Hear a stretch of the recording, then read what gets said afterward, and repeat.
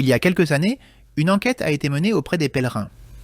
Entre autres questions, on leur a demandé quel était l'endroit le plus remarquable sur le chemin de Saint-Jacques. Et, à la surprise de beaucoup, c'est l'ermitage de Nattes qui est apparu comme l'endroit le plus remarquable parmi les grands monuments. Et le fait est que ce petit ermitage solitaire captive dès le premier instant où on le voit.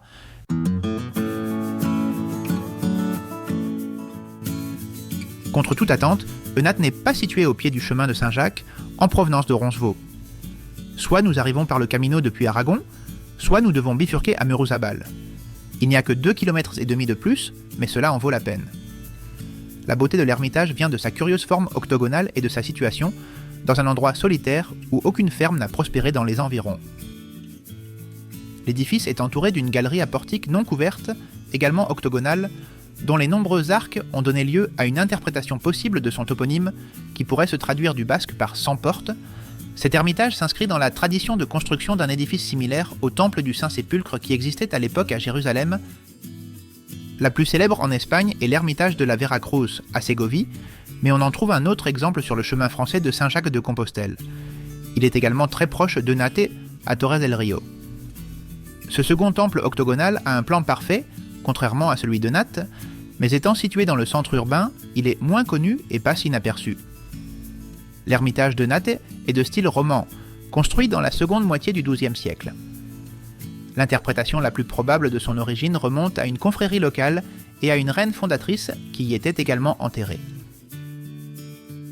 Lors de fouilles effectuées au XXe siècle, la tombe a été retrouvée, mais les restes n'ont malheureusement pas été analysés. Le cloître, quant à lui, était autrefois couvert. L'irrégularité grossière de son plan octogonal et les différents styles de construction sont plus clairement visibles dans ses arcs. L'église est tombée en décadence au XVIe siècle et le cloître a dû être reconstruit au XVIIe siècle. Heureusement, elle s'est redressée au cours des dernières décennies, surtout après la création de la confrérie de Santa Maria d'Eunat. Celle-ci lui a redonné vie et a même fini par créer un hôpital pour les pèlerins dans la maison de l'ermite qui se trouve à proximité. La particularité de sa plante, ainsi que le fait qu'elle soit isolée en pleine campagne, a donné lieu à des théories ésotériques et templières typiques. La plupart d'entre elles font de Nattes un centre initiatique et des marques de pierre et des sculptures des codes secrets. Ces théories disent qu'il faut faire le tour de la galerie à portique avant d'entrer pour profiter au maximum de l'énergie positive de ce centre initiatique. Nous prierons cependant devant l'image de la Vierge. Buen camino.